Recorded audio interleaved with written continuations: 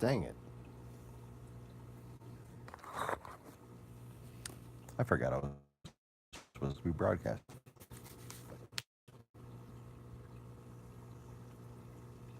It's like a little origami crane.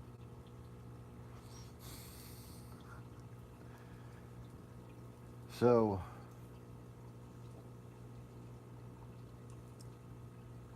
what's cool is um,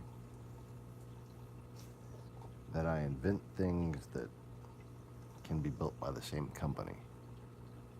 That's handy. Cost effective. What's not cool is when I have a bunch of stuff I want to talk about on a broadcast and then see a flood prevention video and then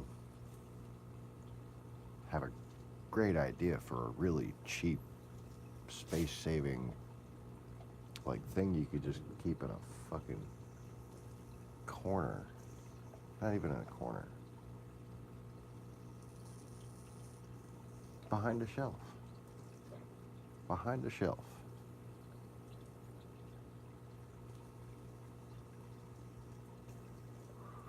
That would stop fucking floods in its tracks at your door. You know, the whole sandbagging the door thing?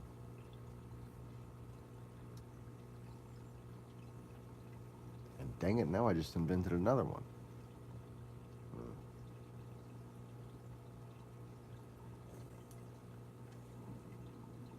More expensive.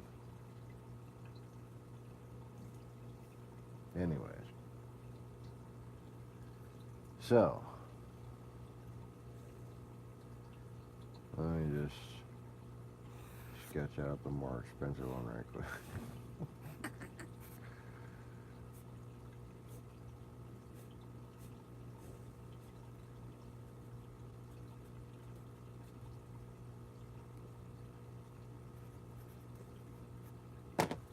Yeah.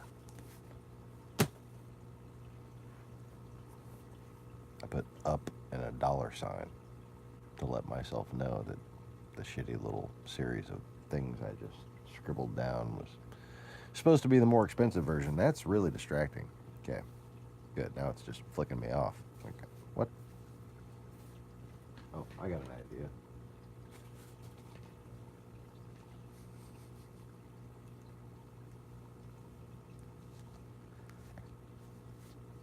Ha. Okay.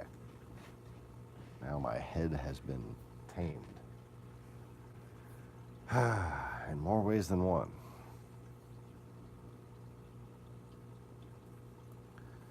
So that makes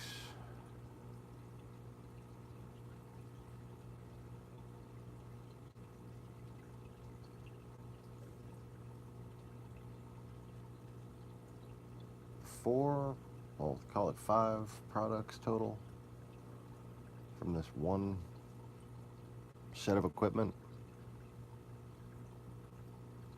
Now that's a reason not to sell your patent off, right there. If you can come up with patents that can all be built by the same crap, then you need an investor. Get somebody to help you build the crap. Anyways.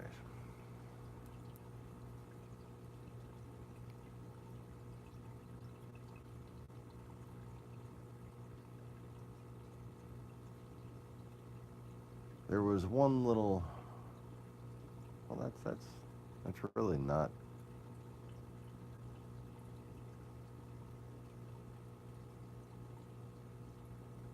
What did it take its own fucking icon while I wasn't even streaming? I didn't. Okay, that's bizarre. That image is from while I wasn't streaming. The camera was facing upwards while I wasn't streaming. So it just took a photo while I wasn't streaming.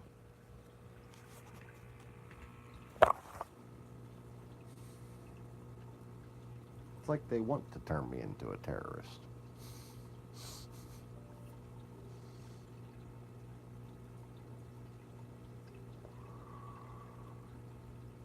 Anyway. So, before I get into the whole mental health thing, speaking of which, there was one particular thing that I can't quite remember regarding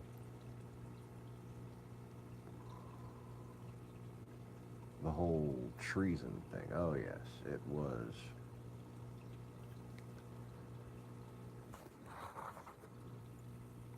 the definition of war, according to our founding fathers, because when it comes to whether or not Trump should be executed for treason, oh, he should be. I mean, you don't have a country anymore already, and you won't ever have a country again unless you fucking execute traitors. It's not as though America is some fascist country that doesn't deserve to exist. America is the land of the free and the home of the brave, and we don't suffer traitors or tyrants, and this motherfucker has become both.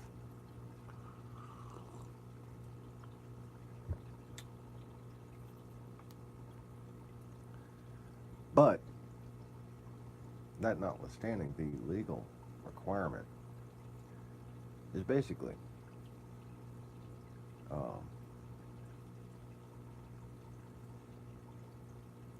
provoking the following argument that it's not treason because we're not at war with Russia.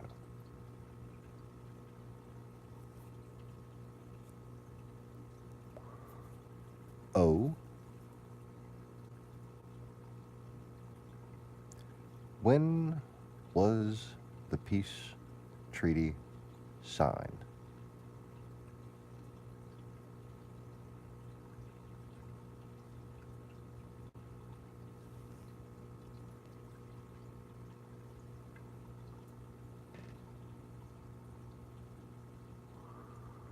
You see,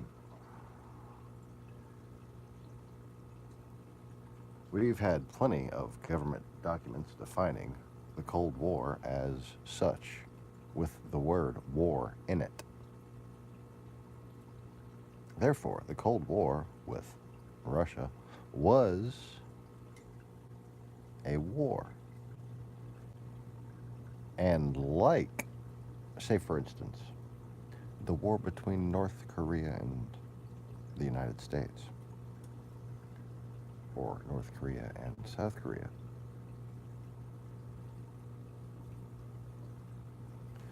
Hostilities may have ended, but there was never a formal declaration of peace.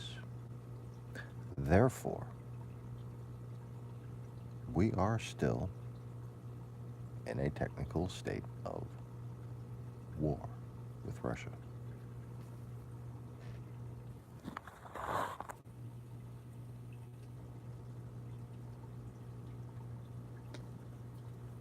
Probably why they're such dicks to us. Just saying.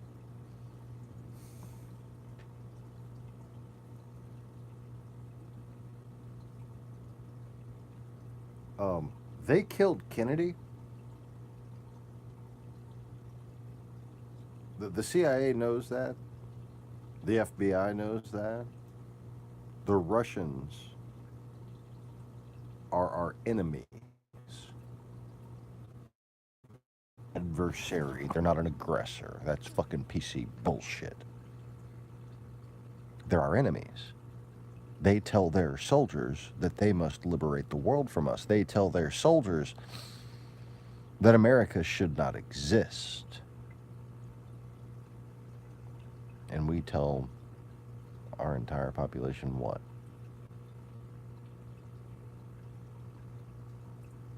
That the Russians are like Teletubbies? Or Barney? And they just want to sit around and make stupid noises with us? I don't know. Apuka paka. I love you. Apuka kapa kapa. Isn't that what a Teletubby does?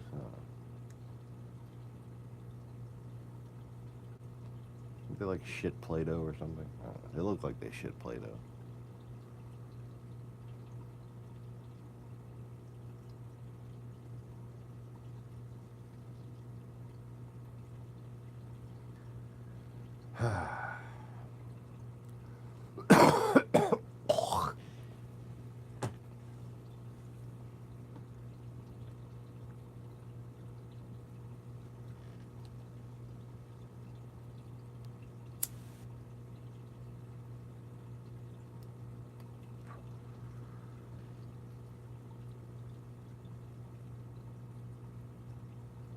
Treason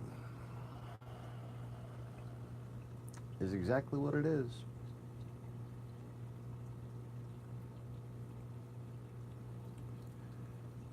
And for it not to be treason, there needs to be a peace treaty.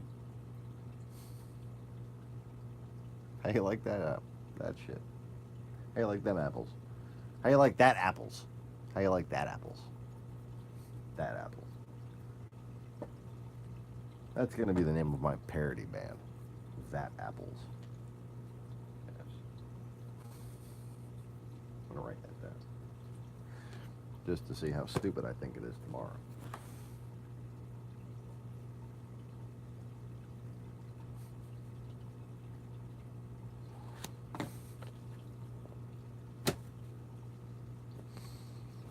Yes, I actually just wrote that shit down. Anyways.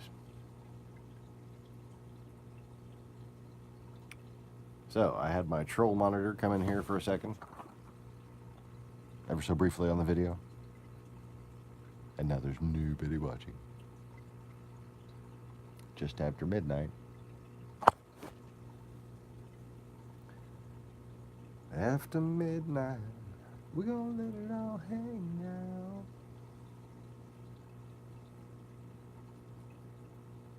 Yeah. Maximo. What's up, little brother? Have you been here, or did you just get here?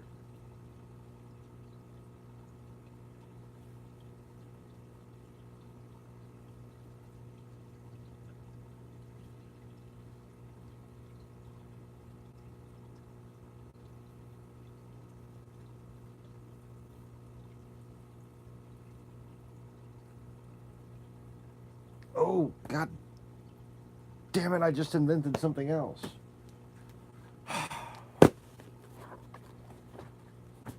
Same company, similar product, another flood prevention thing. Just like coming up with all the different things, because fucking aqua dams aren't worth a shit, man. Like, I mean, they're okay for a little water.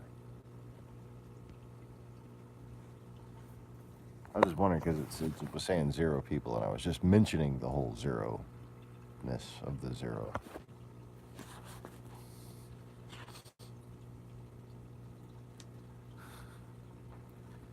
Man, all it took was me sitting there in my head listing, okay, wait, what are the products that this one company is going to make? And then I fucking just like, oh wait, we could make this too.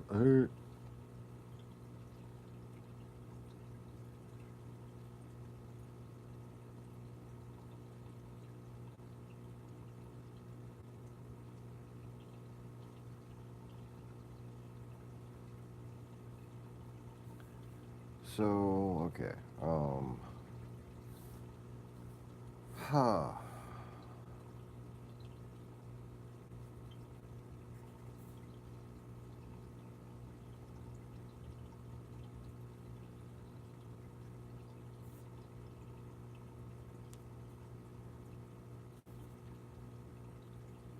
So, did you have a good weekend?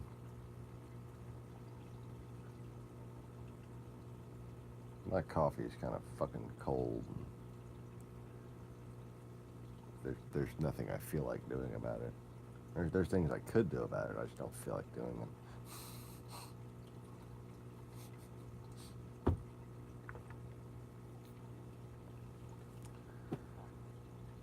Oi, oi, oi, oi.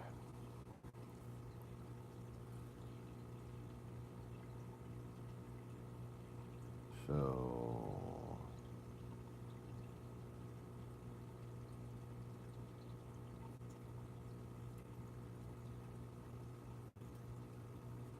oi, oi, oi. I'm trying to fucking hurry this thing up here.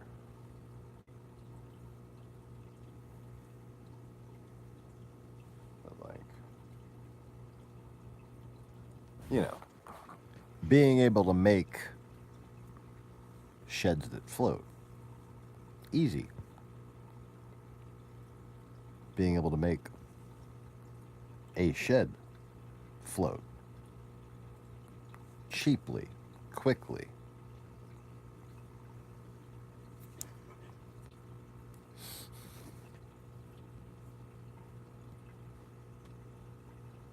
The weekend was turbulent, but all right. Yes, the zeroness of the zero.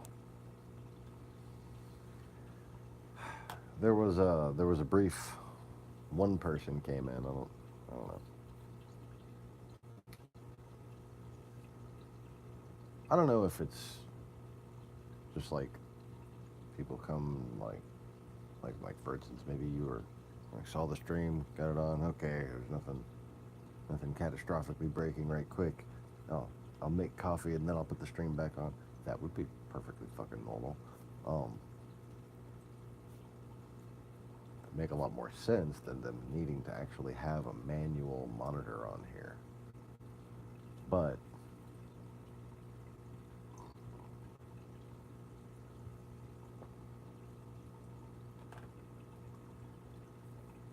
let's just say there's some things that it's less traceable to do.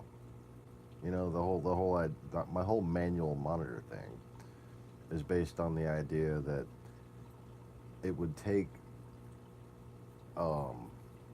sort of a warrantless, I mean, you know, without reason, a warrantless randomizer capable algorithm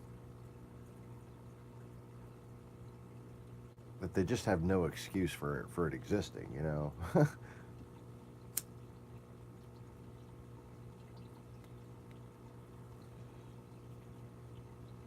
Whereas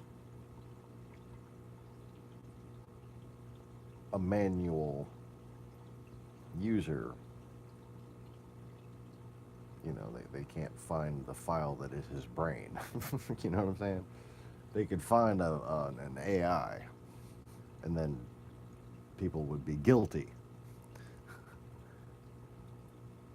Whoever programmed that shit, whoever commissioned it, whoever allowed it on the server, you know, like, it'd be evidence. The AI itself would be evidence, but, you know, the whole manual monitor theory is based on that.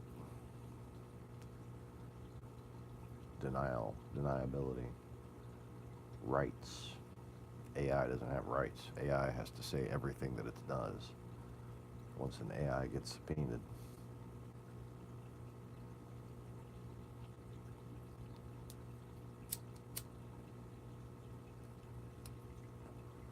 and you can bet your ass once something gets subpoenaed that they know exactly who's in there fucking deleting shit. I mean, it's the FBI. Who do you think you're fucking with? Does anybody remember the Total Information Awareness Project? No?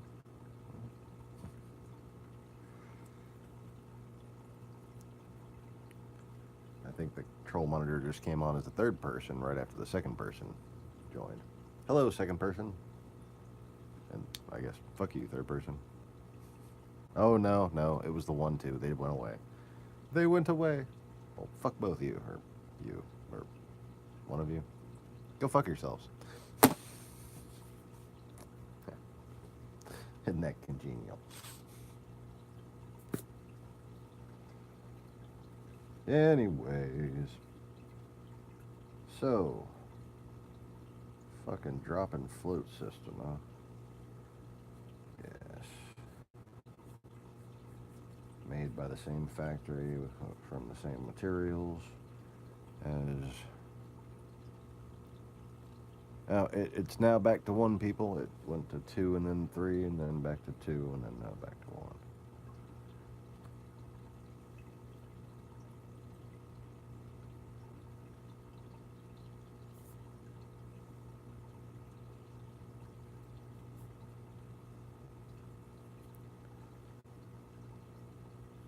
I'm not crazy.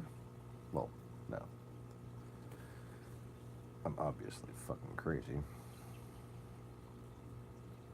Because if I wasn't crazy, then the world would be sane.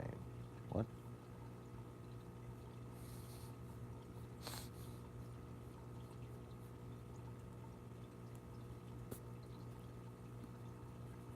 Alright. Spending way too long making a line that doesn't matter. Oh, and I just fucked it up even worse. So now I'm going to spend even longer making a line that doesn't matter.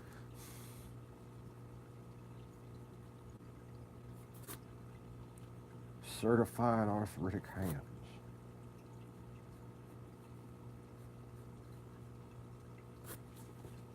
Alright.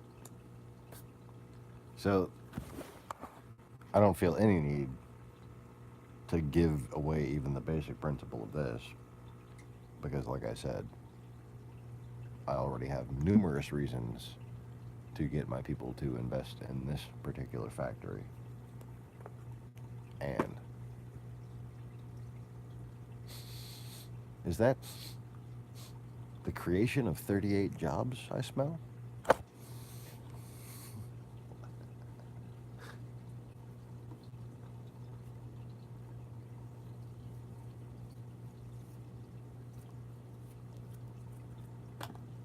I think combined, at least 38 jobs, just from this one little company. And it's basically going to be like a plastic and rubber products type factory, you know.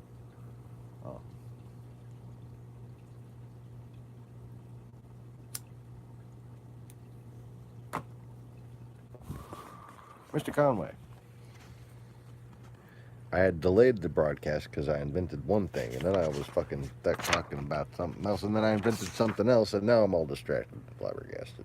But anyways, Donald Trump's a traitor because we never signed a peace treaty with Russia. And just in case I never even fucking get around to it,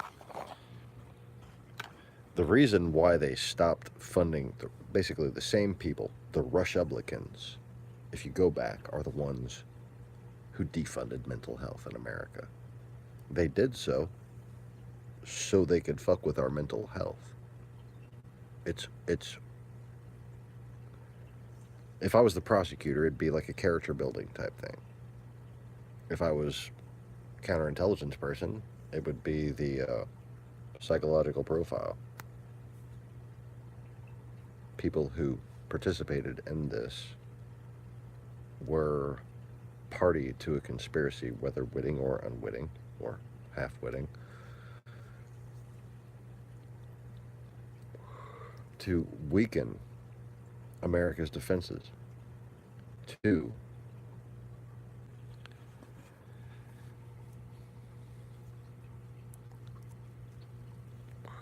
right when I said psychological warfare campaign.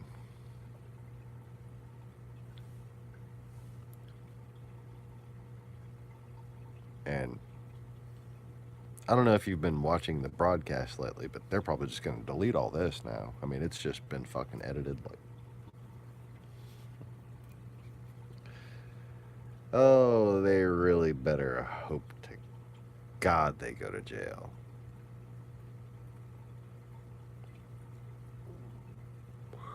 Because if they don't go see Bubba, I'm going to go see them.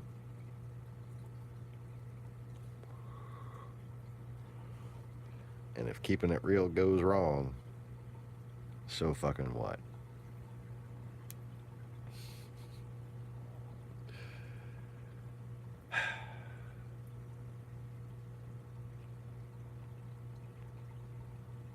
It's like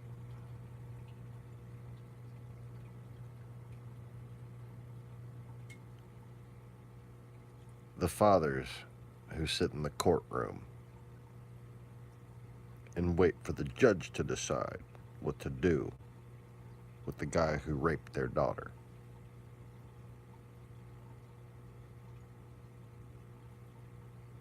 You're destroying society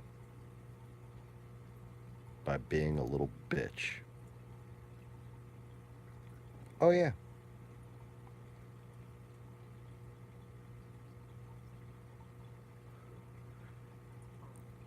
Since when does a father not get to kill the person who raped their daughter?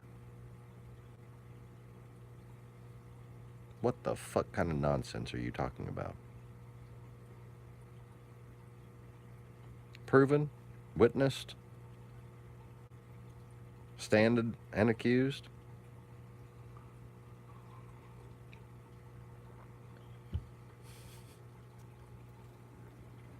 She's the only one that should be able to save him.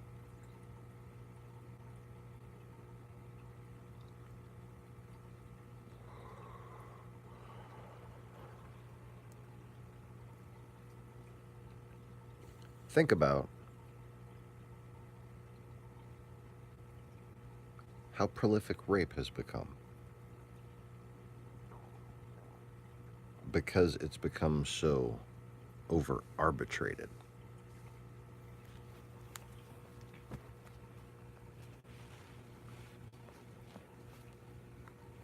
Would we like treason to become as prolific as rape?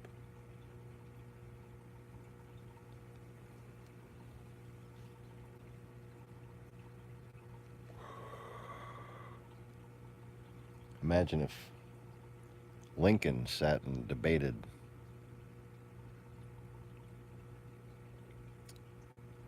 talking heads on CNN instead of invading the fucking South.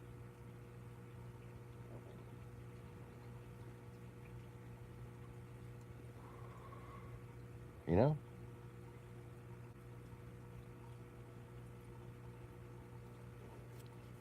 And you know,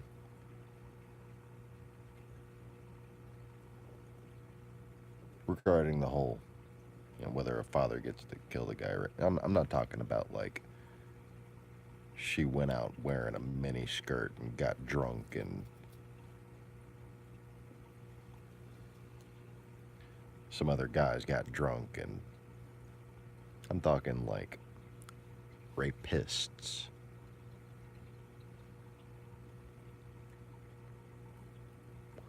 I really get tired of hearing about like one college kid and another college kid. Like, really, you were both fucking drinking.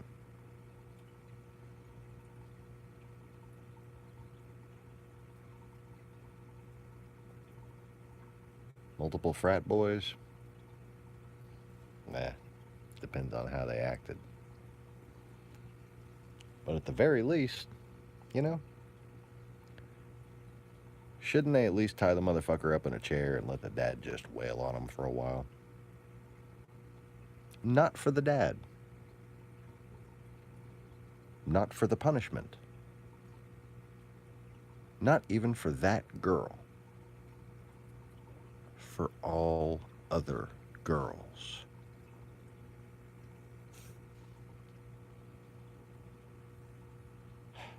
What? Am I crazy? Like, what the... That's how society works. Like, be real about shit. You can't be over-idealistic and namby-pamby about governance. About basic standards of civil order. Did I mention basic? Like, stop raping people, stop stabbing people, stop blowing shit up, stop being a traitor.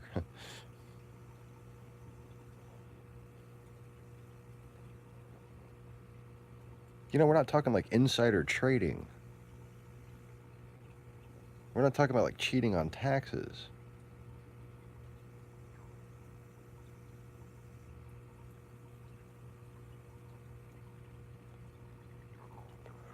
We're talking about a guy conspiring with a post-Confederate plot to overthrow the government that involved a nation that we've been basically at war with for almost a century. And again, it is treason because we are at war, because it's been defined in print as a war, and we have never signed a peace treaty.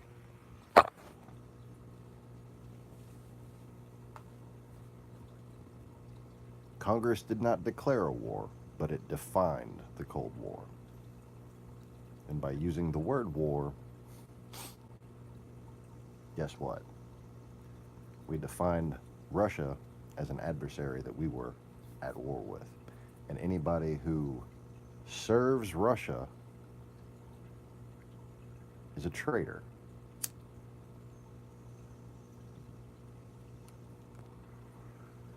This case can be further made in the jurisprudence regarding previous espionage cases, in so much that their arguments pertaining to whether or not they would be charged with espionage or treason were deemed to be diplomatic at the time. That is, we were trying to wind down the Cold War. We were trying to come to peace. But those indictments were not meant to set precedent. They were mentioned in their jurisprudence as being diplomatic. Basically a caveat, further indicating that we were in fact at war. Because the only reason why you would indict someone under the Espionage Act as opposed to treason is basically to stipulate this is not a wartime indictment. And again, this was done so diplomatically. We were trying. And we've done so many things, so many ways. We've just bent over backwards to try to be fucking peaceable with Russia.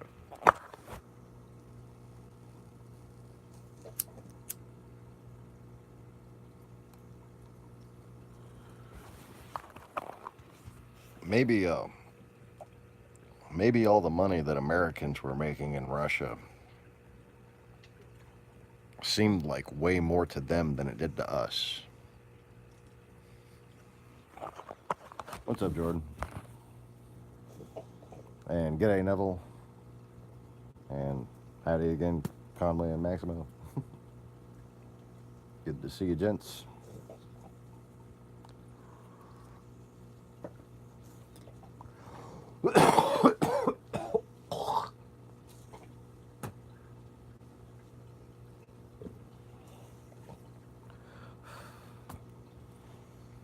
So anyways,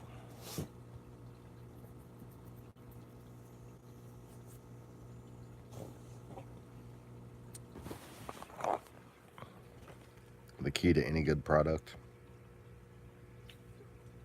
is having different pricing points.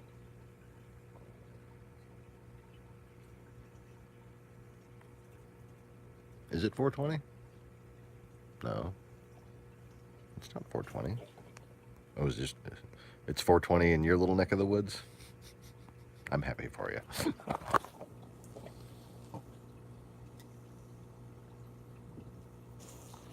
It's 420 on the moon Europa.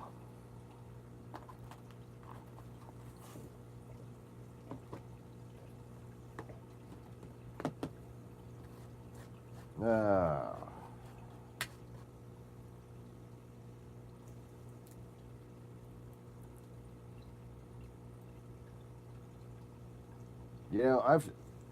Kind of the same way I settled on the number 175 for my IQ, knowing that it could very well be much higher than that. You know, I figured I'd wind up doing enough drugs and alcohol to bring it below there, and I'm sure I have.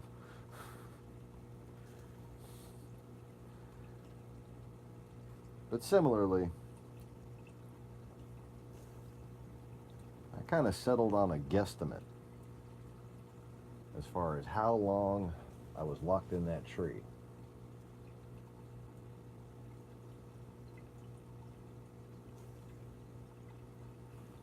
The only thing I know for sure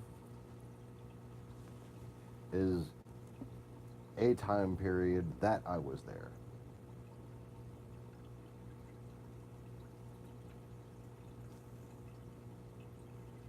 And that was America's post-Civil War industrialization.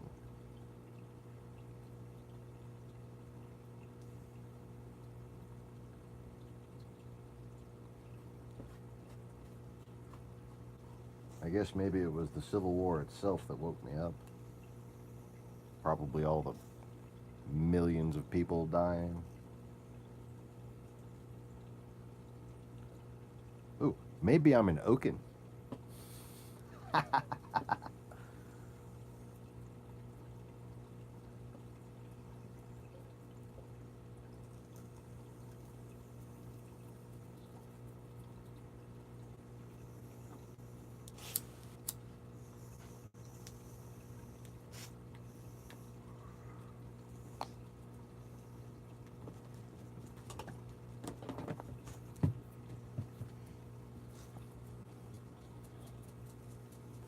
But around 1860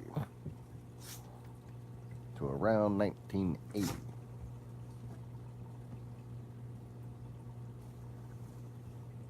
excuse me, 1660.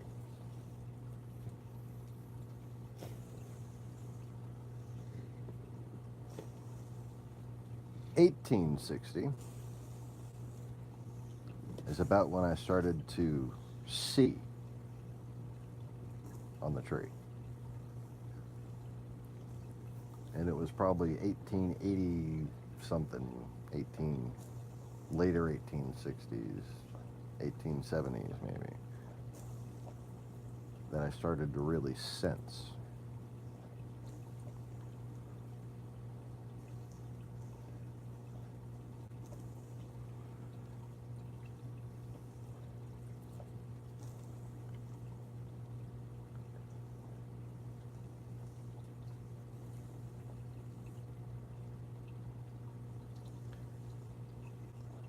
And from there, I don't know if you can define what happened to me as being reincarnated. I sort of spirit walked. I walked with many people.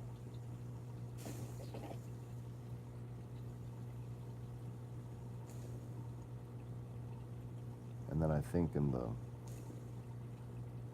late 1940s, I became non-corporeal again.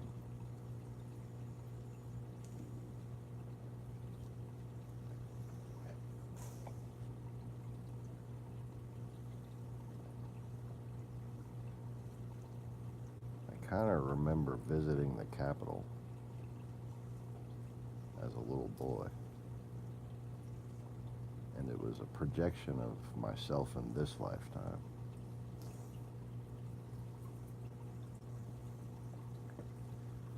Sort of combined linear consciousness with a dream from this lifetime and overlapped a fractal projection that at least tried to speak to Congress.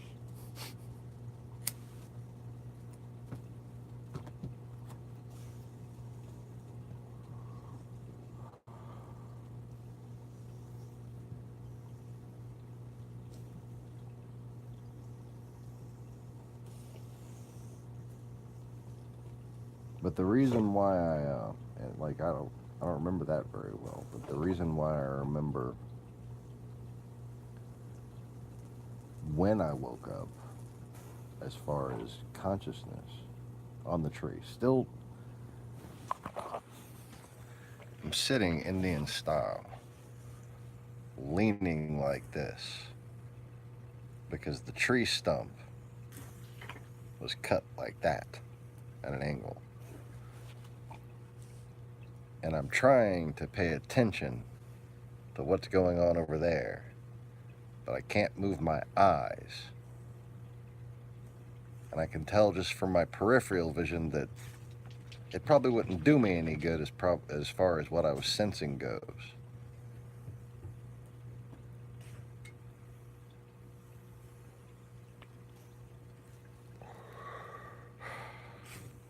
Dingo, you alright, buddy?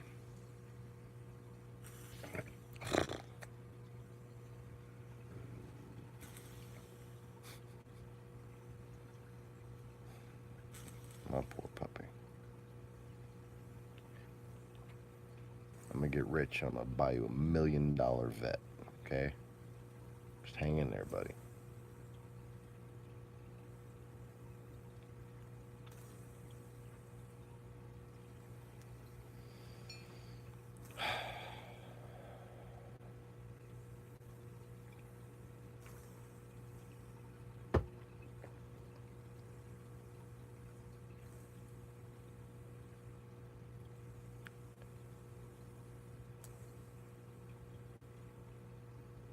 Now, I don't know if you can imagine sitting still for decades and just looking in one direction.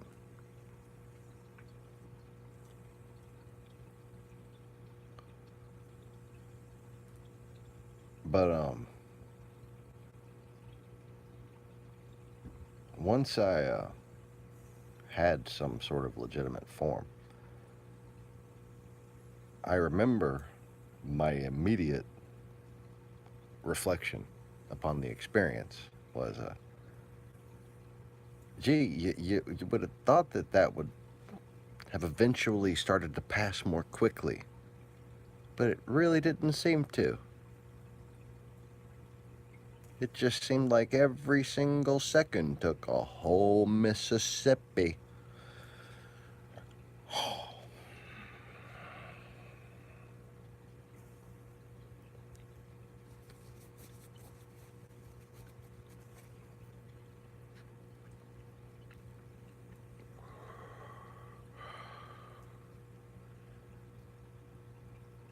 And I think what kind of dislodged me, somewhere between 1939 and 48, I have just a bunch of disjointed memories, flashes really.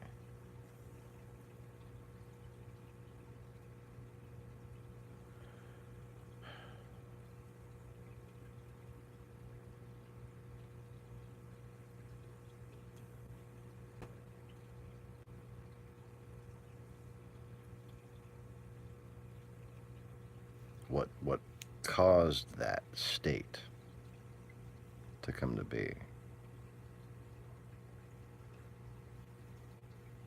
is pretty obvious as far as my memory, like what I remember goes. It's kind of what I wanted to happen because I just sat there knowing what was happening to the earth and fucking brooding about it.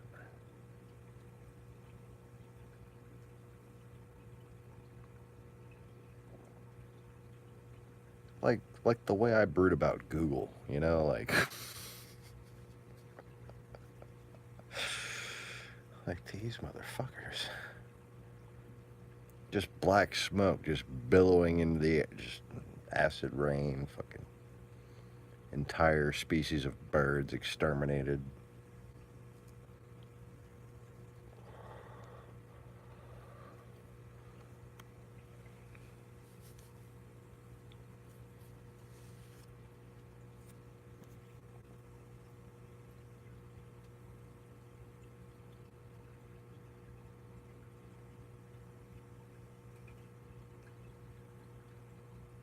Carrier pigeons.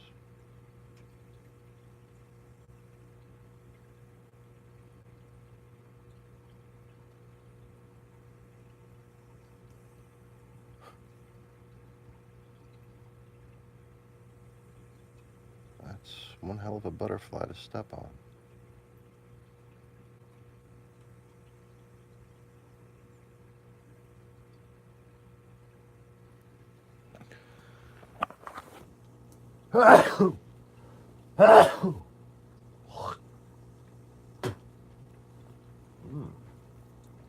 Delicious.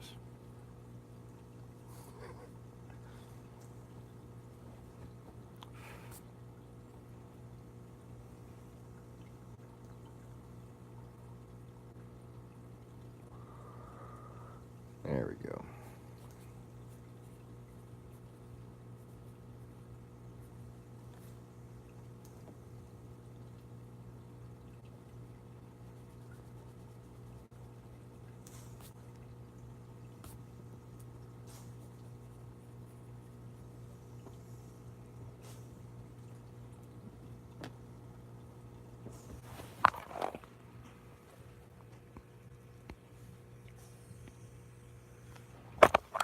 Hey. Just checking for chats.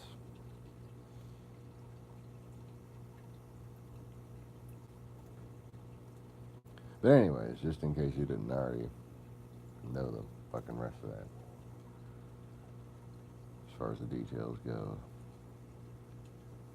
it was the industrialization. And sort of the minimizing of what people were. Like it just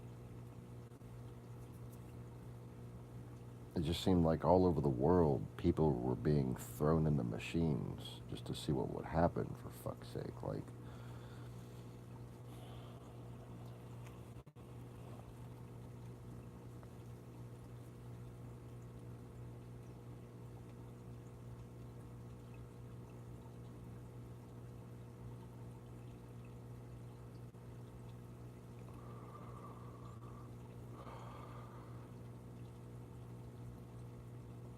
half of the world's forests gone. Deserts just flaring up out of control. Most of the shit that got built with those forests burned by dumbasses arguing about stupid shit. That's good. Chop down all the trees and then fight over the wood, basically. Dumbasses.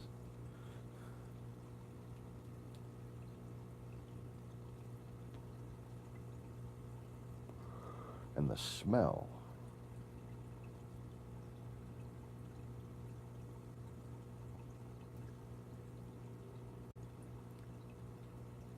Even in the country, even where the air is fresh. Even in the middle of the ocean.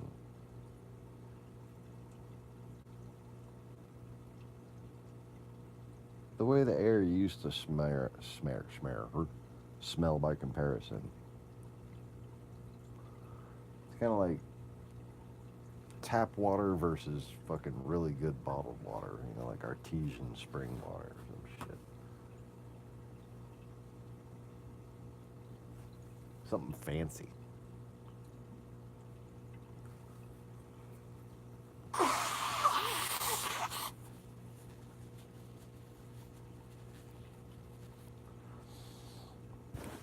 As long as there's been bottled water, I've been a fish tank guy, so I never really gave a shit about bottled water. However, I think Lewis Black's joke was probably one of the most poetic fucking catches of all times. Aquafina. I think it means the end of water as we know it.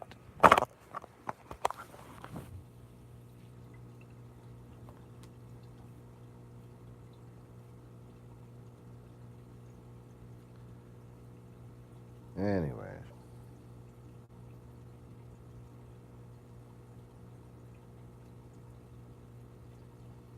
Sulfur dioxide, methane, ammonia,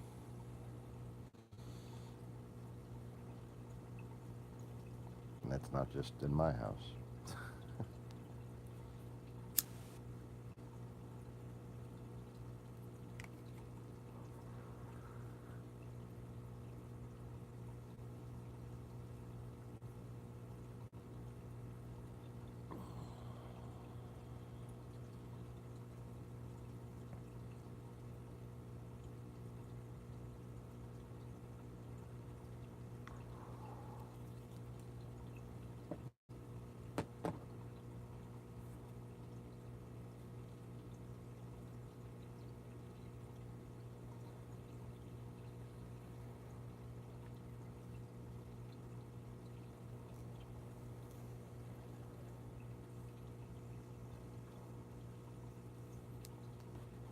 Alright, I figured it out. Took a little bit of back burner meditation. Trying to figure out the exact design of the flotation device for this thing to make sure it's nice and stable. Because, you know, stability fucking helps, doesn't it?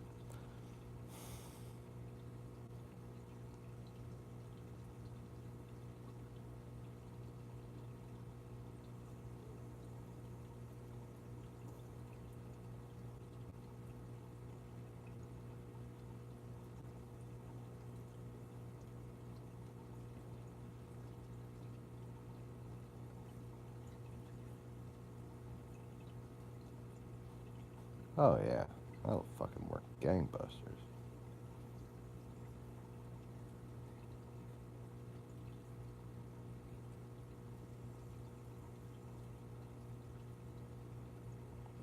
Floating shed, do do do do do. Floating shed, do do do do do.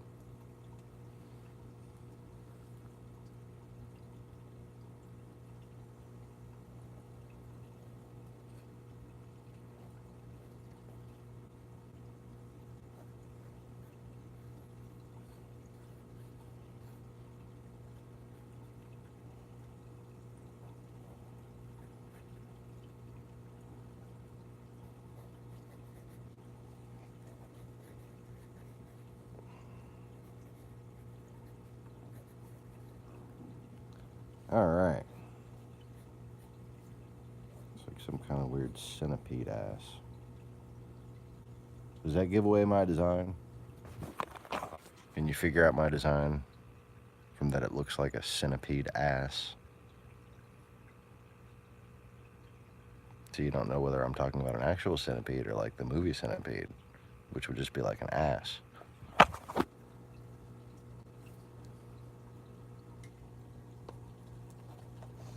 Y'all love me.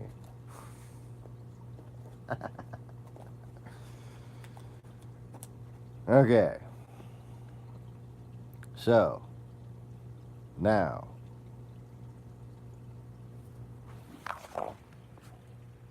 one mystery remains. How to make it to where you can get in the shed that floats while it's floating, or while you're waiting for it to float.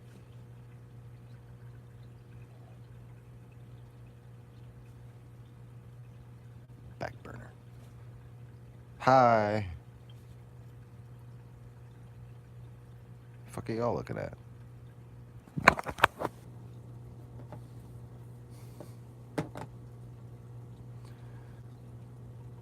Don't type. Actually, I'm just listening.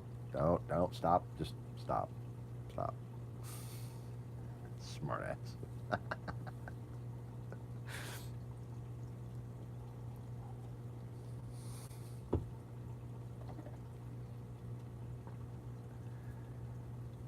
Anyways. So,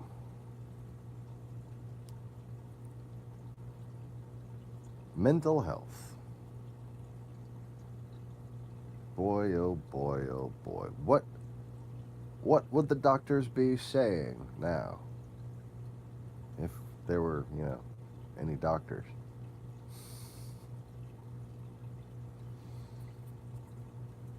Because let's face it,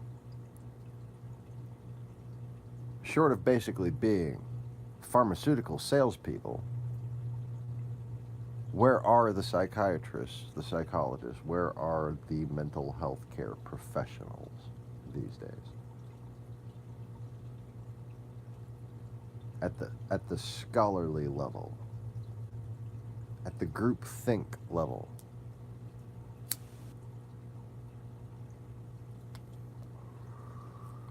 Where is the data being collected and shared and analyzed so we can learn about what's actually degrading in society? It ain't fucking happening. We stopped doing that.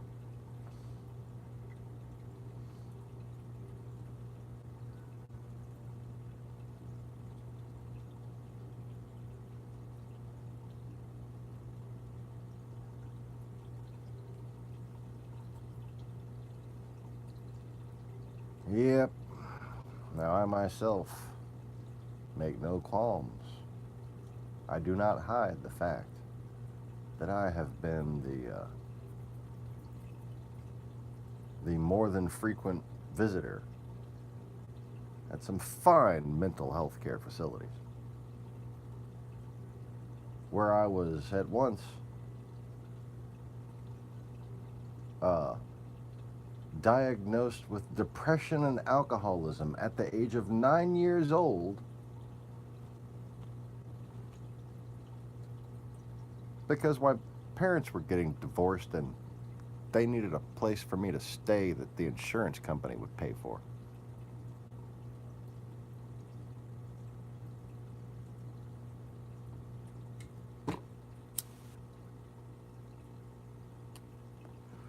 I got drunk one time.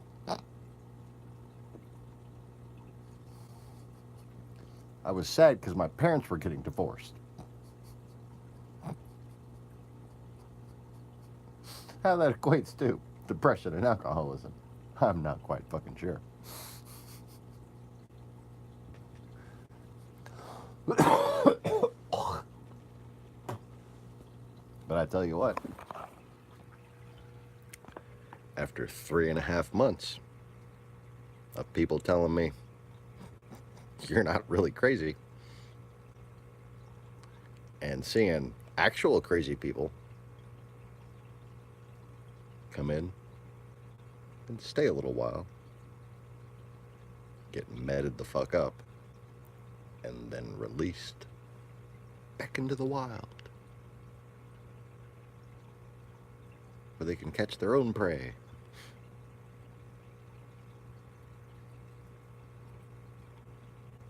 I went 3.5 months, okay, 3.5 months, spent Christmas and my birthday in there.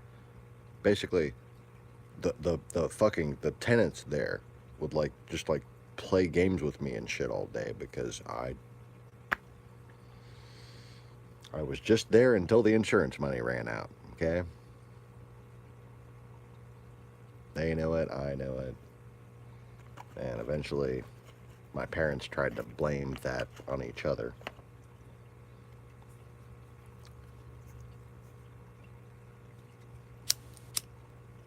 But I went from living in a 3,600 square foot house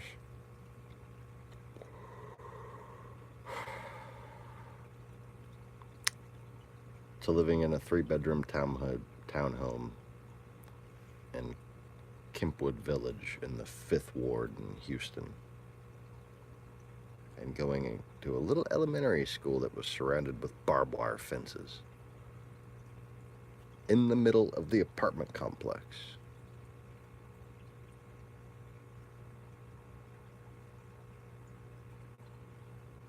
Talk about keeping the crazies in, you know?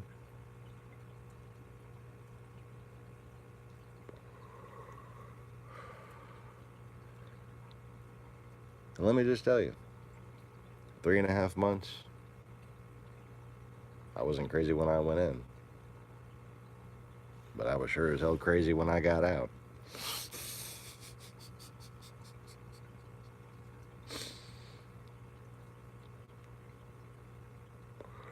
I learned to express my feelings.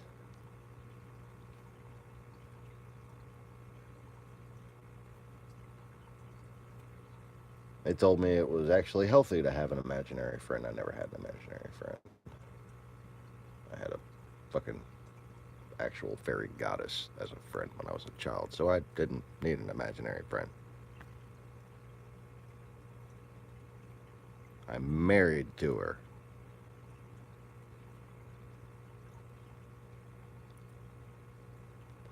So I'm pretty sure she's not imaginary at this point.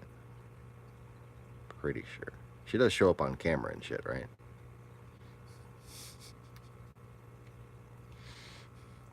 But they told me.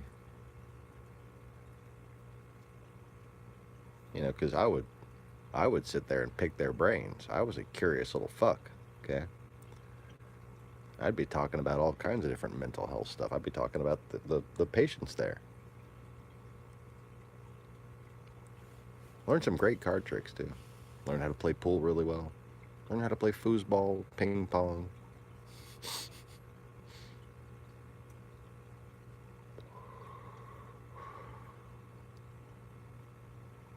So I decided, you know what?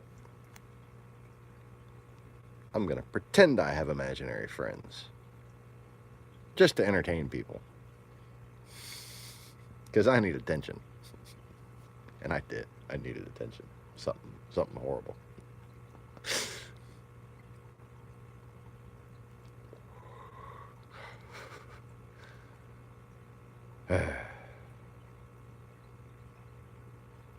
I made up 2 imaginary friends, and I named them Schizo and Frantic.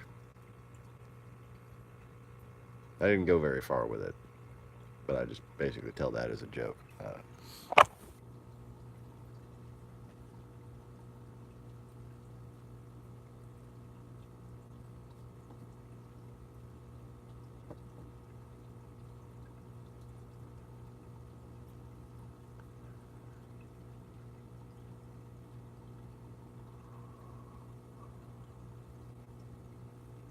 And then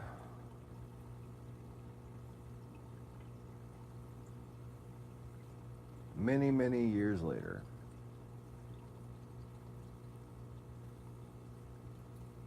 while I'm in high school,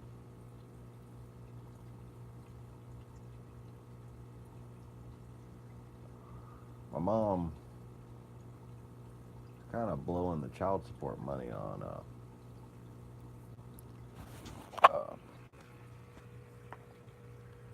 what's that shit that you're not supposed to blow all the child support money on? Cocaine. Yeah. Yeah, that was it.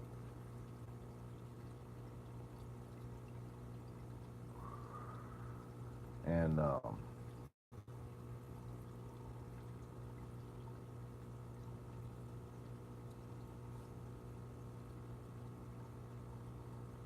I was let's see, I was working construction, and part-time construction, full-time alcoholic.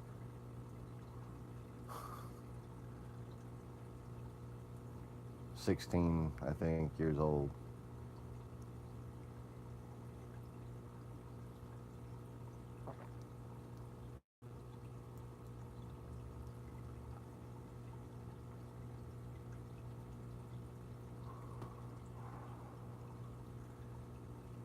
And this was before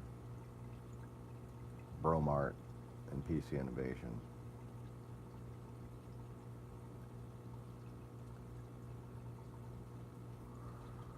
And school was just getting fucking annoying. I had already been back and forth between New Orleans and Houston.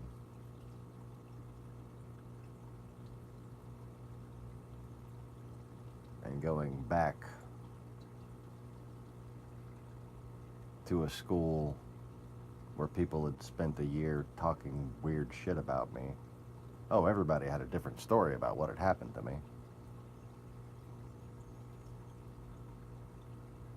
Some more entertaining and endearing than others.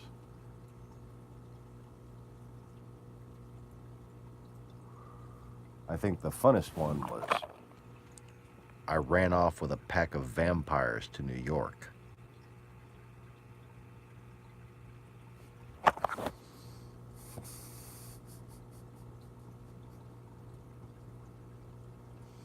Sabbat vampires. Oh, yes. They were specific. Sabbat vampires. A particular tribe of apparently Jewish vampires. I don't know.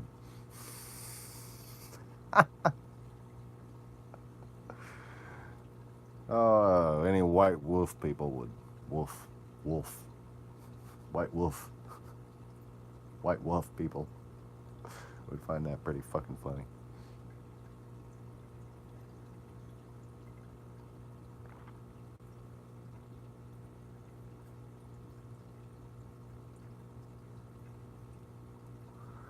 So I wanted to get homeschooled, right?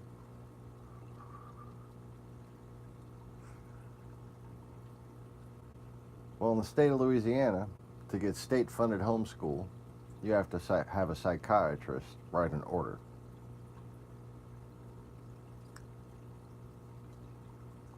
And my mom, well, she had coke to buy.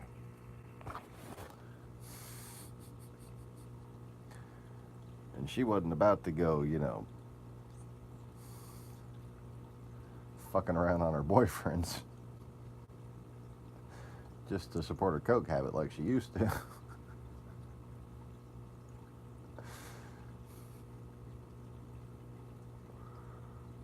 So she takes me to the parish, county, whatever, government, little psychiatric place. And they just start pumping me full of meds, man. They just try one thing after the other to try to make me more congenial.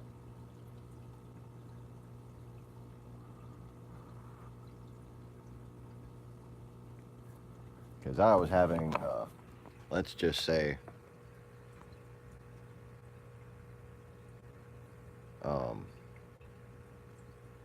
adaptation issues. Like going from the ghetto to suburbia once is bad enough. Then going back to the ghetto for a year and a half and then back to suburbia to see the same people with their clueless little lives. And then have to deal with the petty little nitpicky bullshit. Just, in perspective.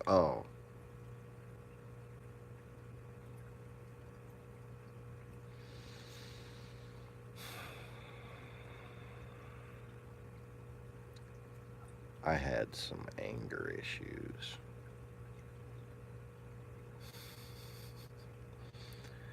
And,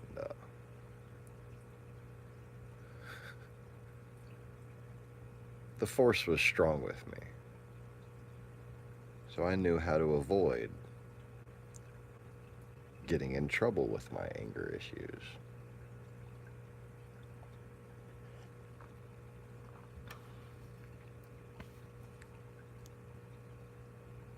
And the force was telling me I needed fucking homeschooling.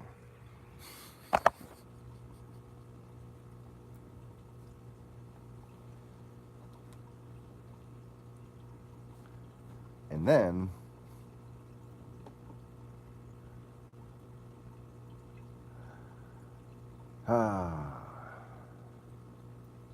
actually, just as this was happening, another tremendous factor on my stress was what had happened while I was living with my dad in Houston.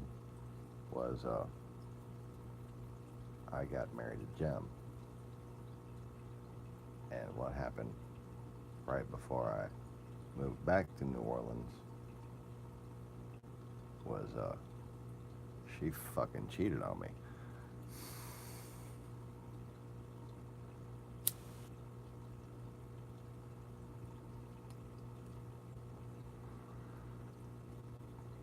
I had actually spent the previous summer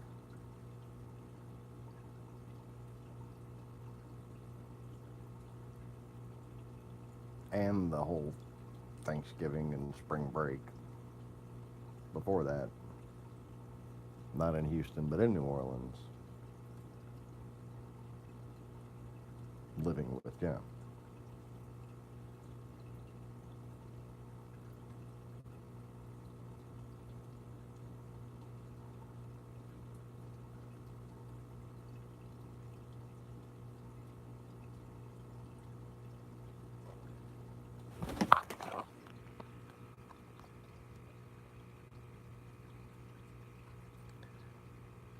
The way my spirit energy comes across pretty immediately to those who are aware of such things. Gem will blow your fucking mind.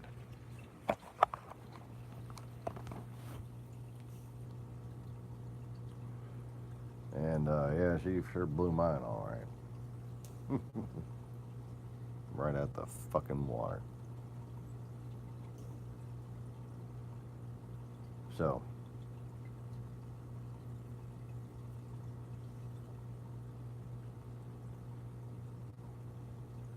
I was complaining about the medication they had me on. Telling them that I had actually fucking drooled on myself in one of my classes. Okay. In fact, it was happening frequently that I would just basically just be kind of leaned over just like a zombie because of the fucking pills they had me taking.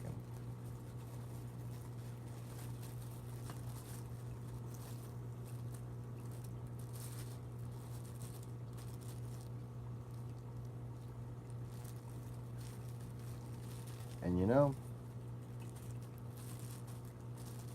when it all comes down to it,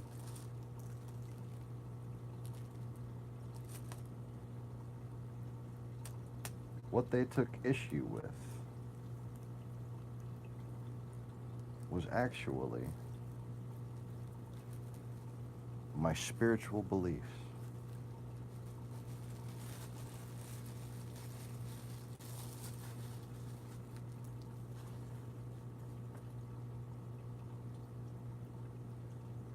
Of all the things that could have, I don't know,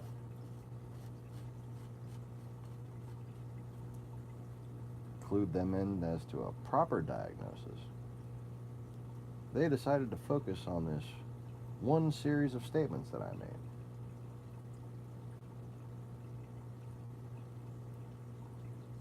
Disregarding the situation I was just in regarding moving back and forth from the fucking ghetto to civilization.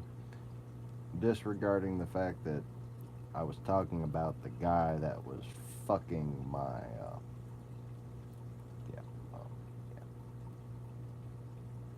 ex.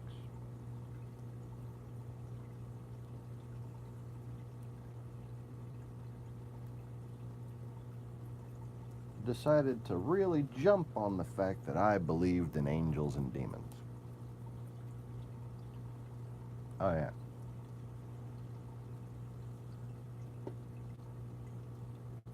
Decided to really jump on things that I had basically learned on the internet through research.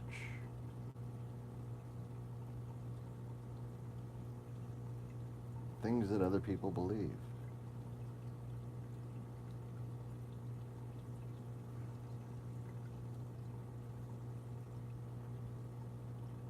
Things that I talk to people about. In AOL chat rooms.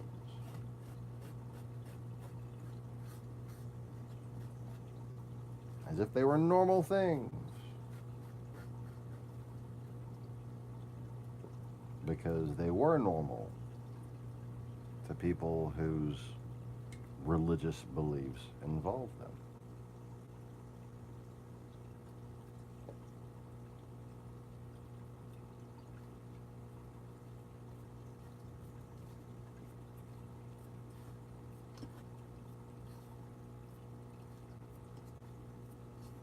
And similarly to the way I've explained to you that I don't hear shit. I don't see shit. I don't have hallucinations.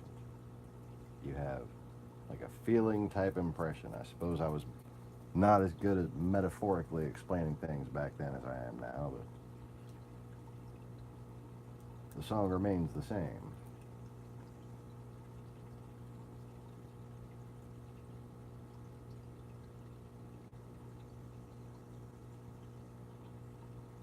Made it very clear to him that it's just a matter of feeling.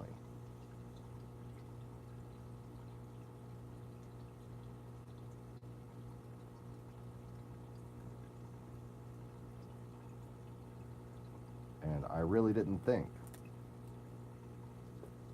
that based upon my religious beliefs, basically because I actually believed in them,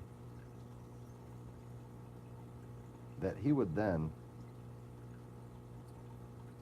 threaten to take my mom to jail if she didn't immediately have me committed. Oh yes, that fucking happened. This big, fat, small man complex fucking looked like he had cheeseburgers in his desk, fucking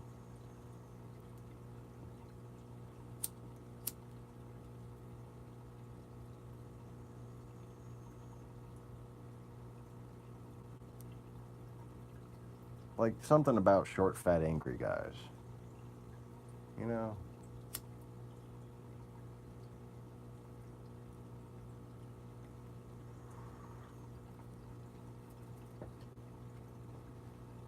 A short, fat, happy guy is damn near adorable. But something about a short, fat, angry guy just makes him extra hateable. Maybe it's the way they wobble. I don't know.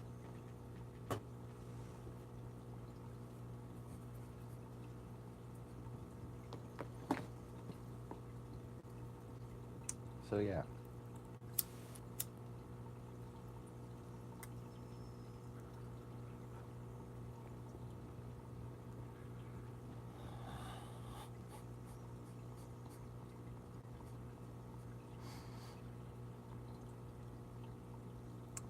Because you believe in angels and demons. And you're mad about things that have happened to you. You know, silly me for mistaking him with some sort of a psychologist that I could talk to about these things.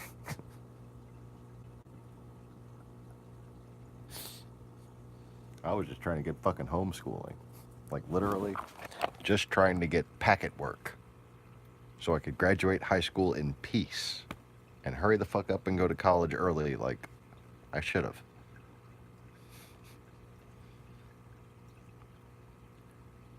And this asshole wants my mom to take me for a 72-hour eval.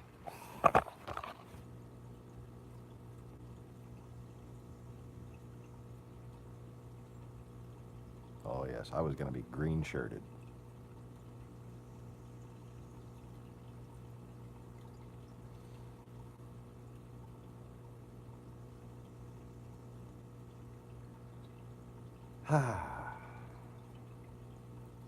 Who wants to hear the diagnosis he wrote down? It's a doozy. I'm not going to say it unless somebody fucking says they really want to hear it.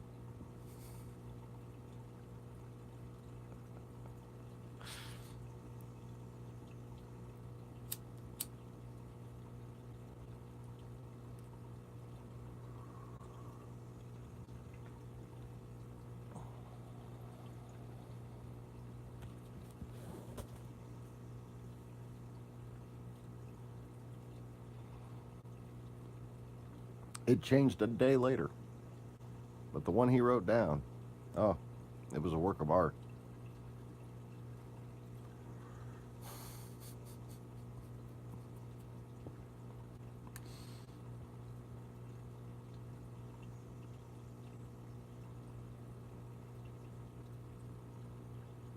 I could probably just do anything and just say that I was diagnosed as this, and they'd be like, oh, well, he has no fucking idea where he is.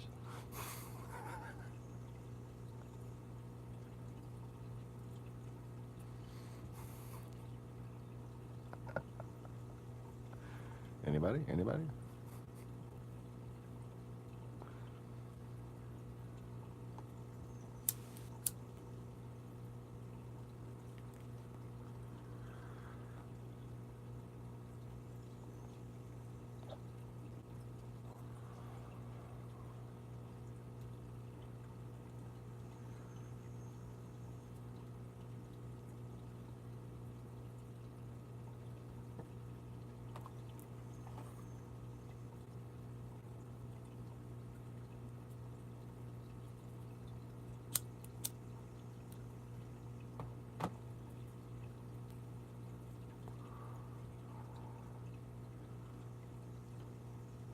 Oh, I'm still waiting. I don't see any. Nobody seems interested. I guess we'll move on.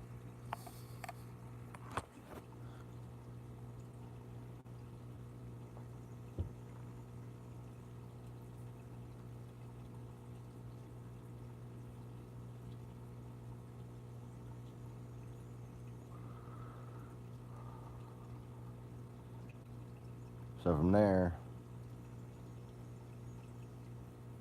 was, after Katrina, after I moved in with my mom, she was dying of cancer.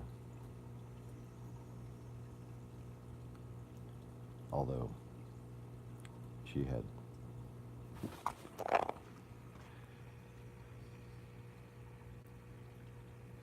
lied to numerous people about dying of this and that a couple times before.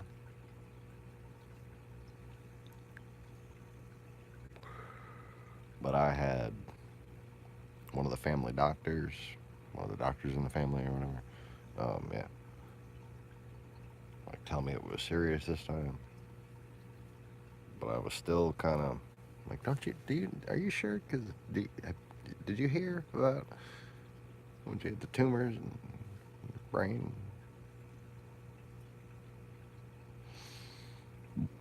Some special shit.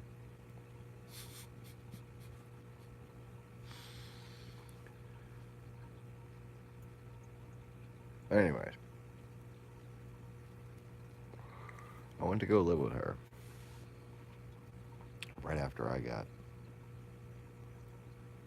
arrested for living in my fucking car.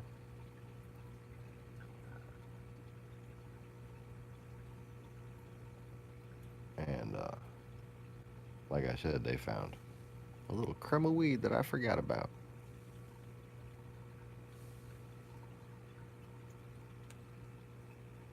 Not even half a gram.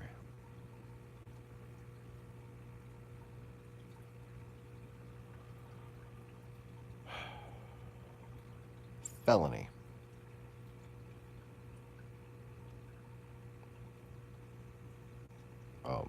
Pardoned.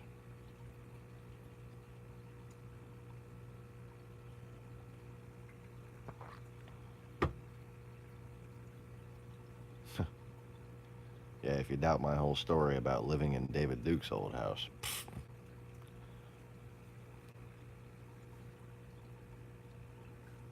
Tell me how they would have given two shits about my little letter and given me a pardon.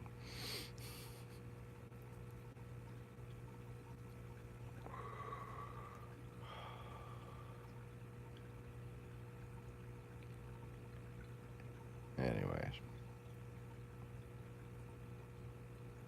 let's just say there were some people I didn't name.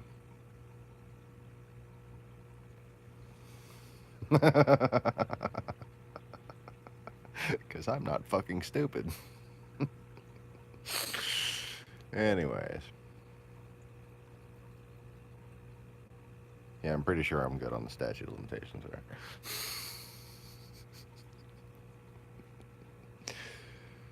What was I talking about?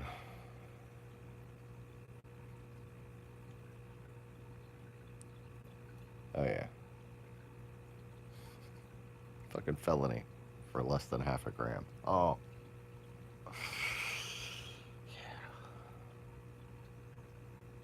There's no no, just second time you're ever caught with pot in Louisiana. The second time you're ever caught with pot. Ever. No matter how many years later.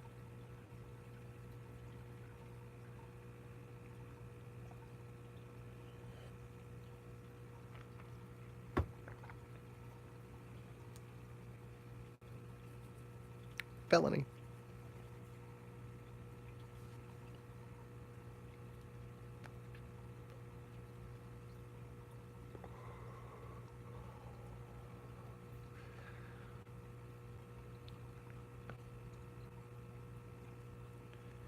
And at the time, because, well, you know, pardon letters are a slow process.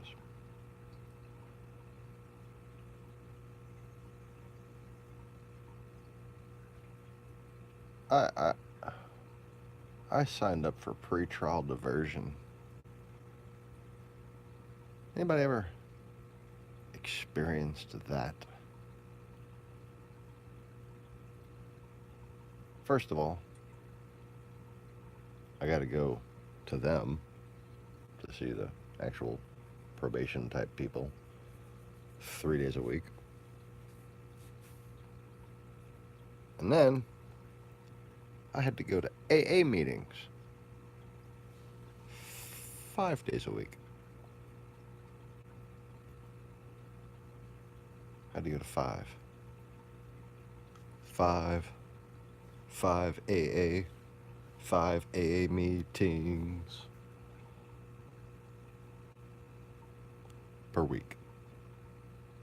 I didn't even know they had 5 AA meetings in the whole fucking state of Louisiana every fucking week.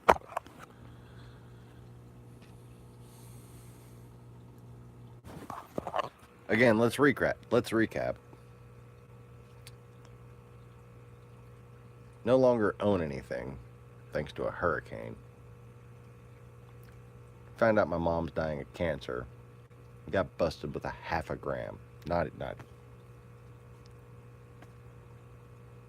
even a quarter of a gram of pot.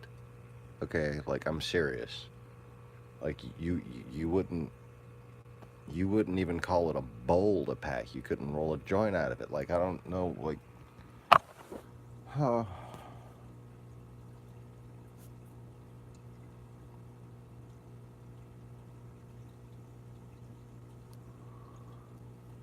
Less than a cigarette butt worth.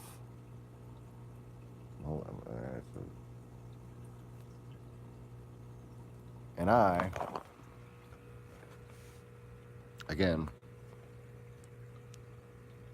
arrested in New Orleans.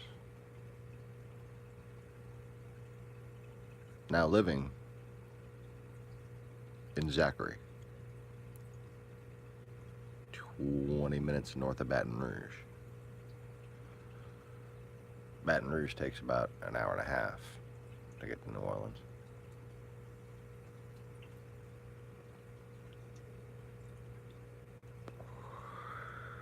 So I had to drive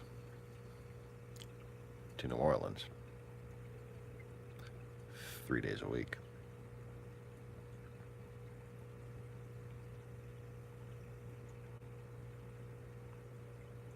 In the good or real computer .corn Integra.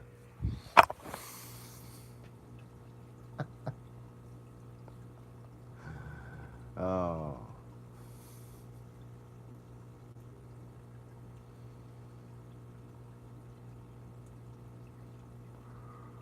If you're gonna commute an hour and 45 minutes each way, a 93 Integra with a sunroof and a B16 VTEC JDM automatic.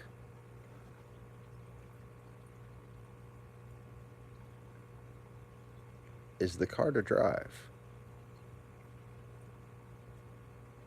I mean, I can't sit here and act like it's all complaint worthy, you know?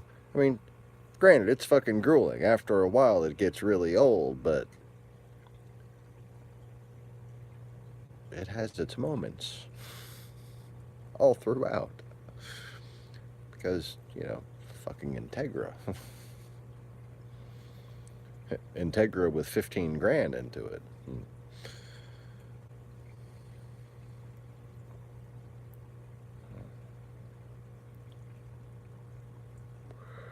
Engine, suspension, bushings, sound system, name brand, exhaust, because I didn't know what the fuck I was doing.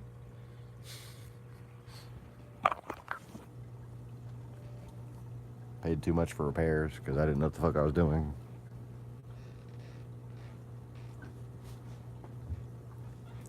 Had to redo repairs because I didn't know I was missing parts. Oh yeah. One really important part.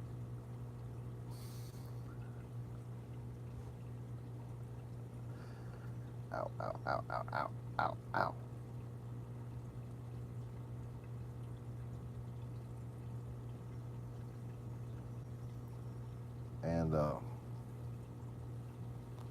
And is anybody still fucking there? Like, those two people are watching, but I haven't seen anybody chat in a while.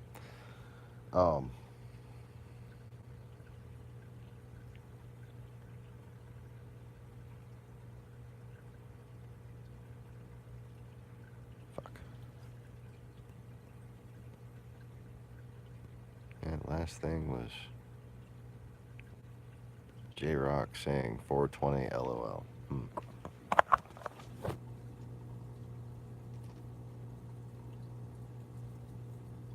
But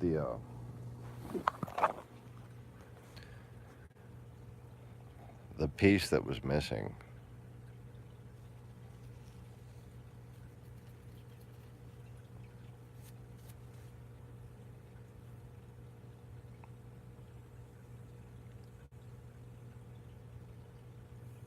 for quite some time, I'm not sure how long, but while I lived in the car in Texas before I brought it back to Louisiana, God, I really can't remember when I actually got it. I don't want to think of just how long I drove it like that, if that's true. Did I fucking, wow, months.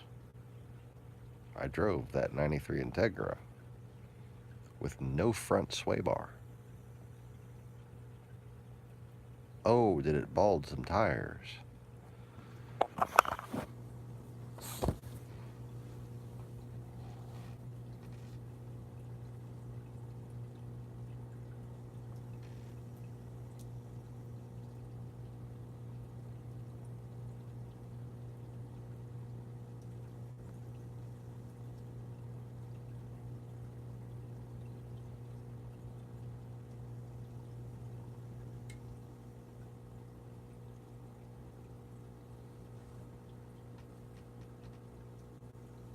Anyway.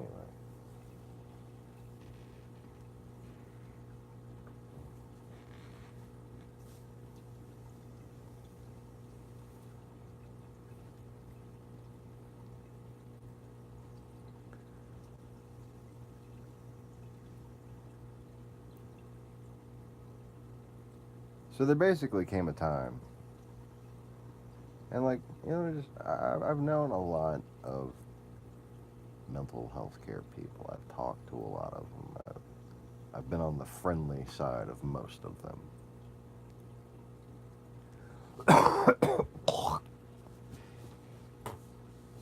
And I've studied, just, you know, as a result of life experience, found quite a keen interest in psychology.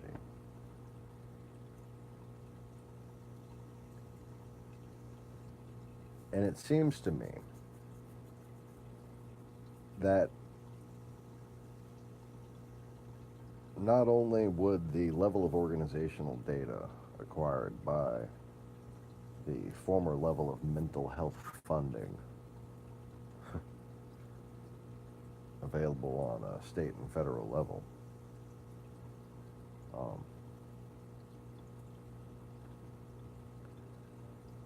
would have allowed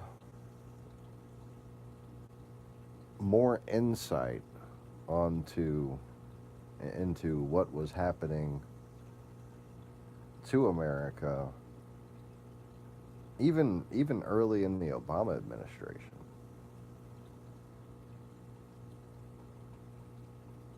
But certainly during the later years,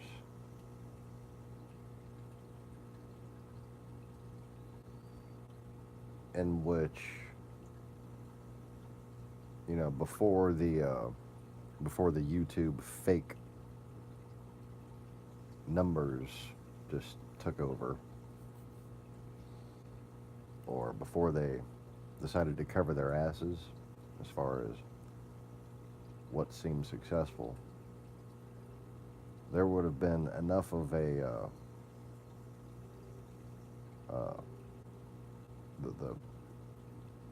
prolificness of psychologically damaging material and references to it by disturbed individuals, etc., would have been cataloged and just dealt with entirely differently. Our government would have been aware of it a whole lot sooner, the scale and scope of it.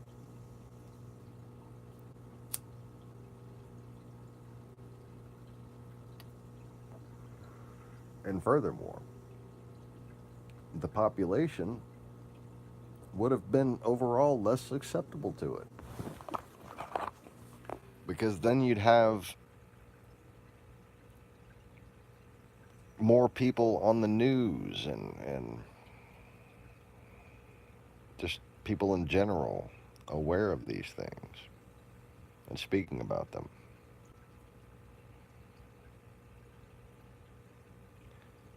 And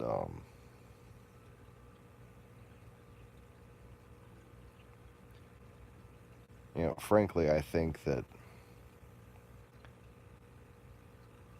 the determination I've made that what's been lost about Christianity, the purity of it, the potential of it, however you want to look at it, the real Christians,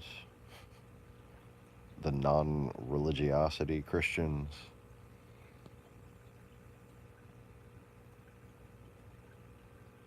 there's come a point over the past 10 or so years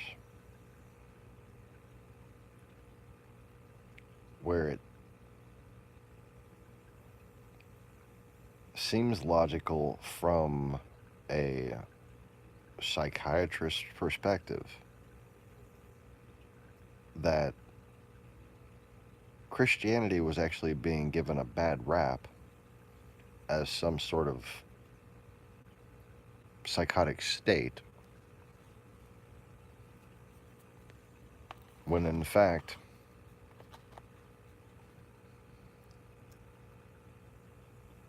it's legitimately the basis of civilization.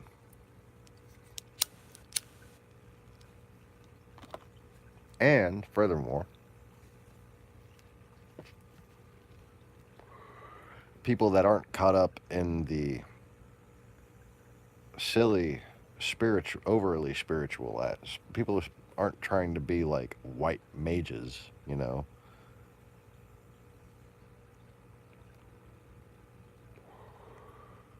They are the least sociopathic and some of the most psychologically stable people there are.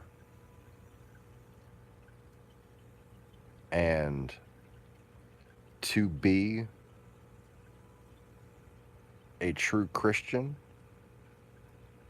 is to be someone who's extremely resistant to drug addiction, suicidal tendencies.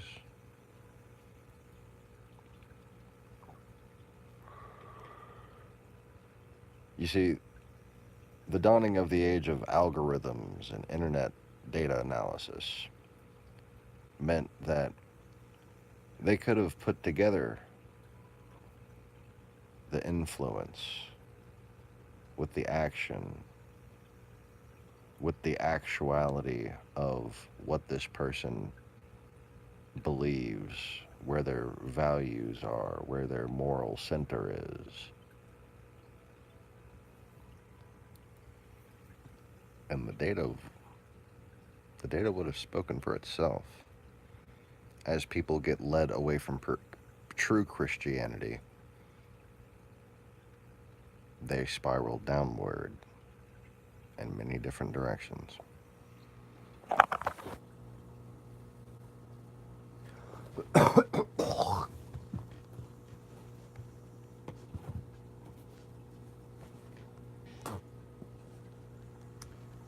Even if it's just so much as becoming a judgmental douchebag, which is the case for most of the people who would hear me say that just then and think it didn't apply to them.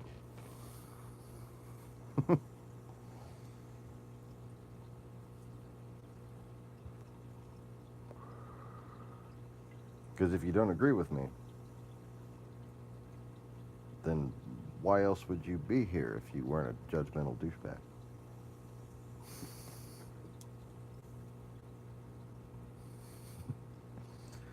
Anyway, maybe one of the trolls will have like a realization. Wait, you're right.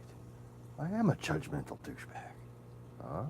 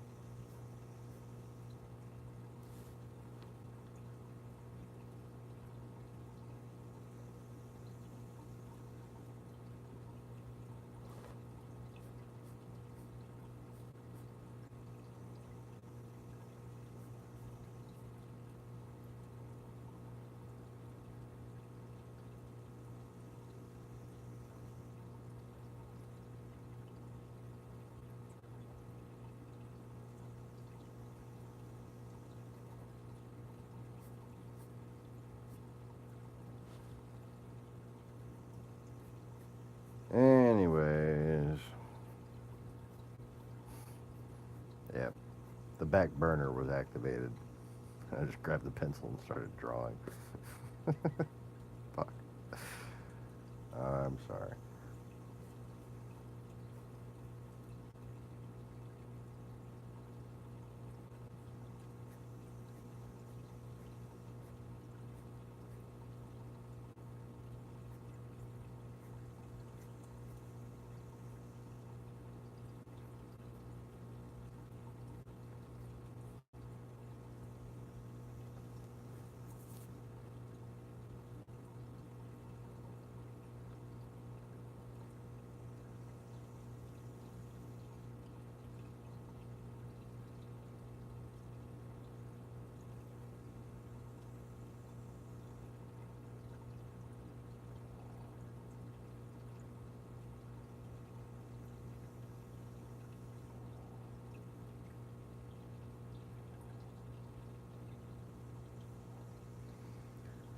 Whew.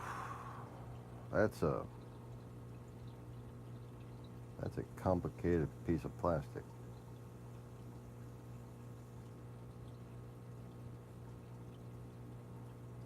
Rubber, whatever the fuck it is. I don't know.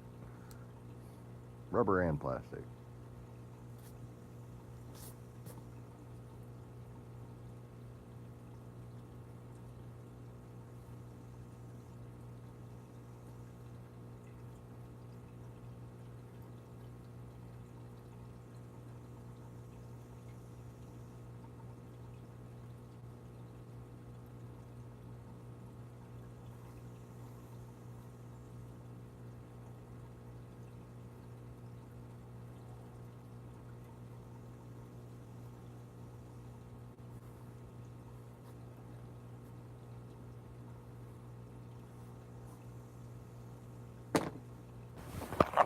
Anyways. Well, since nobody's chatting and everybody's tuning out, and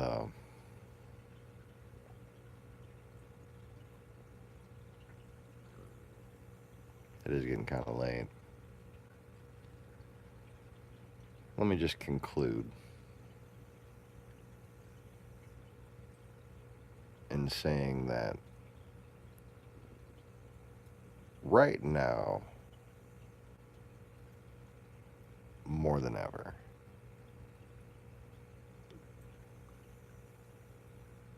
from a national security and even economic standpoint, the jobs that it'll create,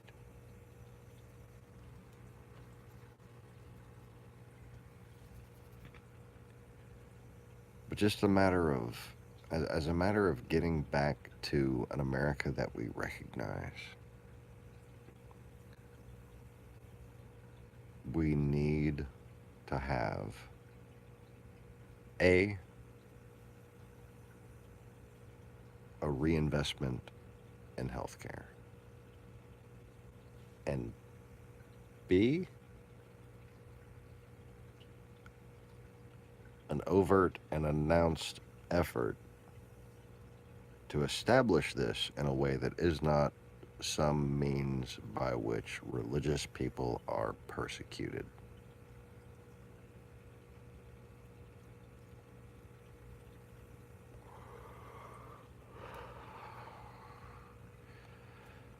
Because let me tell you,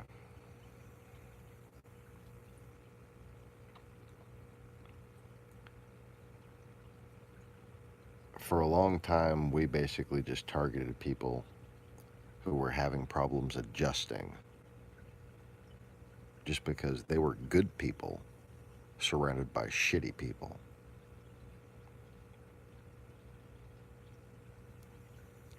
And one of those good people actually became a PhD. Her name was Christy Conrad.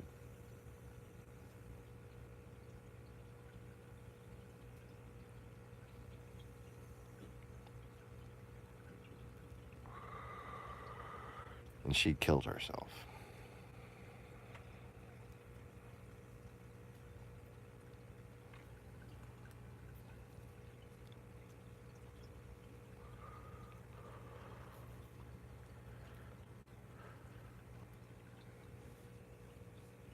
I met a lot of people like her.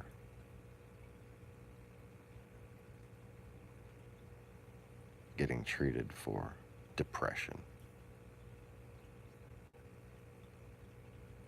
Who were just such good people that they were in a world that didn't fit them.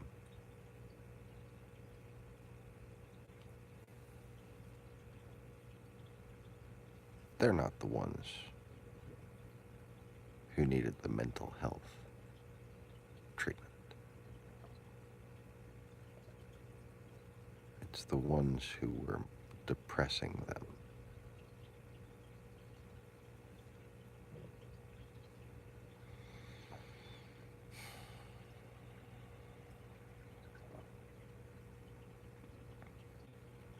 We had a system that basically rewarded bullshitters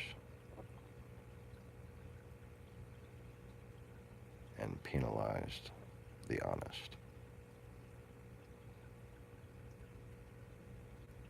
And sought to medicate children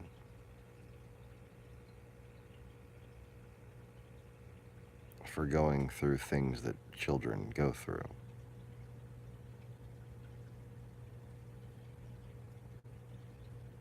We can't get back to that.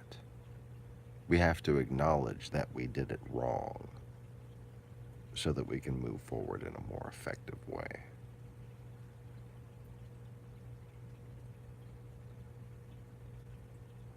Because that's what mental health had become in this country. That's why nobody gave two shits about when it was defunded until it was too late.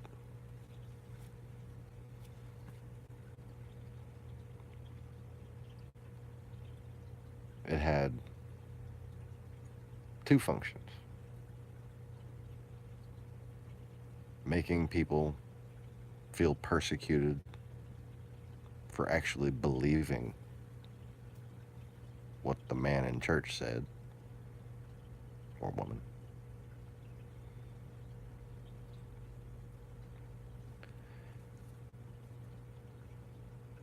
And making people's children's more zombie-like so they could get more shopping done.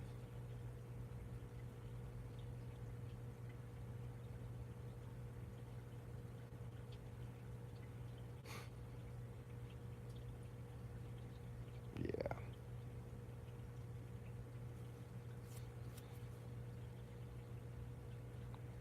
Anyways.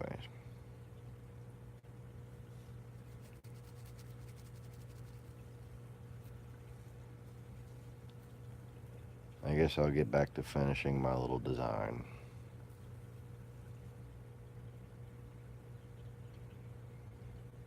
And hopefully if we get back to actually funding mental health care in this country, we'll focus on people who show signs of sociopathy instead of social anxiety.